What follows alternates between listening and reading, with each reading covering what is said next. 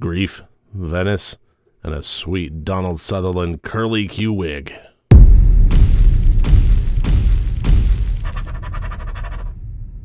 Hello and welcome to RotD Review of the Day, and today I'm taking a look at the 1973 classic Don't Look Now. This is a movie that has, up until the other day, completely escaped my radar, even to the knowledge of its existence. That's one thing that I like about this channel, is I am getting the opportunity. I'm fairly well versed in my own niche section of horror, and I have kind of the broad strokes of the horror genre in general, but there are definitely blind spots for me, as I think there are for us all, and this channel has given me the opportunity to fill those in by giving me the opportunity to be more diverse. And what I did in this case was I took a look at my queue. I sorted by horror genre, then I sorted by critical rating, and I kind of went down the line just a little bit and purposefully set out to find a classic movie that I had never heard of before. And Don't Look Now popped up. Donald Sutherland was starring in it. Let's give it a whirl. And what I came across, as it turns out, was a really, really good movie, a very strong movie. And if it weren't for the last 5 minutes, I would argue that perhaps it wasn't even a horror movie. But even in light of that, I would say that it was a hell of a movie in general and worth a watch. To get into the details of what this movie was about and what I liked about it and maybe what I didn't like about it, let's get into the categories. As always, 4 different categories, each one worth up to 25 points for a total possible score of 100 points. And the plot of this one followed a husband and wife that at the very start of the movie lose their daughter. She drowns in the lake behind their house. And there's a lot of really, really solid subtleties here, but one of the most interesting choices I think that this movie made was, for a movie that is set against the backdrop of the grieving process, it skipped a lot of the grieving process. Basically what this movie does is it shows the loss of the daughter and the immediate, finding the body kind of thing, and then it skips forward, and all those days and weeks and months of just bare-knuckle grief and hollowness that a parent must feel in losing their child, it goes off camera. It completely skips over it, and it moves on to many months later, and showing them at this point having the grief not necessarily behind them, because I don't think there is such a thing. When a parent loses a child, there is no such a thing as having the grief behind you entirely. But at that stage of, we have come to terms with it, and now we must rebuild what we can, what the opportunity presents us to try and do. And I thought that was a really, really interesting choice as far as the written plot. And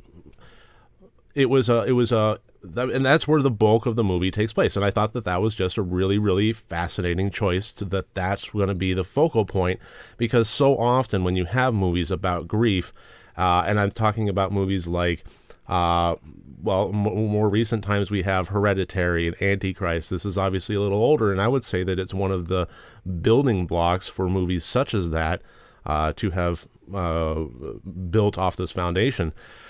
And to have skipped the most obvious and most superficially powerful, what would seem to be the most powerful just at first glance stage of grief, and move on to the rebuilding effort was just really, really interesting to me. But regardless, the plot continues with them in Venice, and he works as a repairer of a particular old church here. He's rebuilding foundations and working with crews and rebuilding mosaics and so forth, and trying to get this old church back up to snuff. while maintaining the architectural integrity of the history of the church. And they start to see some weird things. They encounter a pair of older women, one of which is blind, that is telling them that the daughter that they lost is still with them, and is giving the mother this. It almost feels mean in a way, because at this point they're trying to rebuild, and now you have this element that's like taking the mother and giving her hope and bringing her back down the rabbit hole, but at the same time it seems to be making a positive impact on her. So is it really mean? And then that causes strain between the two, and the movie is going from there.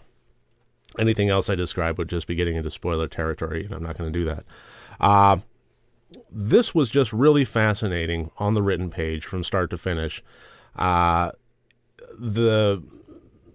duality, or the mirroring of the main character of John, played by Donald Sutherland, the mirroring of his heart and his work, I thought was really great. The fact that he's trying to rebuild his life while also rebuilding these churches, and there's so much going against both that there's this mirror effect there that I really, really, really liked. And the character of his wife Laura, played by Julie Christie, was just phenomenal in the depth and the breadth of what they both offered to the screen.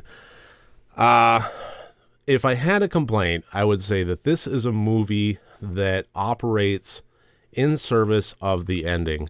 And by that, I mean, you don't have necessarily a movie that is, 3 acts and a normal screenwriting thing where every portion of it is a contained storyline that the ending simply wraps up. It is entirely, set up for a 2-hour-long movie, and then the last 5 minutes of it is where all the setup pays off. And it's not unfamiliar territory. Sixth Sense was very much the same way. But that doesn't mean that the 99% of the Sixth Sense was bad. It honestly was very good. And the same goes with Don't Look Now. The other 99% was very, very good. As a character study, as a heartbreaking story, it was very good. But it does very much operate as a setup of the last 5 minutes. And I didn't, like I said, I had never heard of this movie. It was totally off my radar. And at one point, a sex scene showed up, and I was just kind of, what the hell am I watching here? It was 5 full minutes of just really gratuitous, not X-rated, still R-rated, but really graphic stuff. And I was like, it just seemed weirdly out of place. And upon looking it up, apparently this movie was very infamous for that when it came out, and still to this day causes levels of debate on whether or not it was simulated or whether Donald Sutherland and Julie Christie were actually going at it. They claim that they weren't. Whatever, doesn't matter to me in the slightest, but just FYI, I mean, if you have kids, this may be a little much, but I mean, this is a horror movie anyway.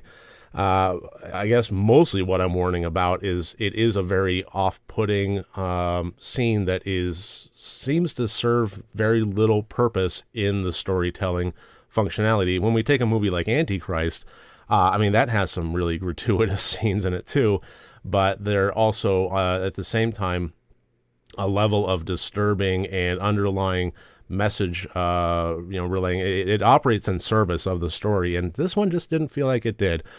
Overall, weighing everything together, I gave the plot a 20 out of 25 points. And the intent, this had a really good level of character balance, intrigued, interest, and the ending, which it did operate in service of, really had a great punch to it. I did not see it coming, and it was pretty startling, and I really loved it. So, intent achieved. I gave that 20 out of 25 points as well. The acting, I thought, was really, really good. I mean, we're talking about Julie Christie and Donald Sutherland. I really don't have a whole lot of complaints here. Some of the performances were just the secondary characters were just a little bit weird, but at the same time, I think that was kind of their goal, was to like never have you completely trust anybody. So yeah, there were kind of odd performances, but I think that worked in its own way. Overall, I gave the acting 19 out of 25 points. And the technical, I thought, was really fantastic. But for a movie that was set in Venice, it did a really great job of showing the beauty of the city while at the same time also getting underneath and showing the grit under the fingernails of the canals and of the city itself, and actually integrating that into the plot. Or, I see something over there just across the way that I need to get to immediately, but I can't because there's this canal, and how do I get over there? And there's a bridge, but it's way down there. Or, just the opportunity of trying to go from one place to the other for, say, an ambulance. But no, it's like we got to wait for the boat and the ambulance boat to show up. And then lastly, I really just have to give some major kudos to the editing itself. This is a movie that deals a lot with taking concepts from one timeline piece of the movie and integrating it into the other, and ultimately turning it into a really big mess with your mind kind of storyline. And the editing was a fantastic tool that they used to make that happen. So overall, the technical, I gave it 21 out of 25 points, and that gives us a total of 80 points out of 100. This movie was a slow haul. If you're wanting a fast-paced, blood and gore, thriller, this is probably not the movie for you. If you want a movie of good characters and slow burning intrigue, then I can't recommend this movie enough. This was a really good, what I would say at this point is a foundational movie. If you want, if you liked Hereditary, if you liked Antichrist, if you liked those movies, and you kind of want to see some of the grandfather, like I said, foundation for movies about grief and the levels of mind play that it can have on characters, this was a really, really great one to watch. So I do recommend it wholeheartedly. This may not have been the best horror movie, but it really was a fantastic film, and that's Don't Look Now. So thank you for joining me today. I really do appreciate it. If you like these videos, please click subscribe, and I look forward to seeing you tomorrow. Remember, next time you want to watch a horror movie, first make sure that it's good and rotted.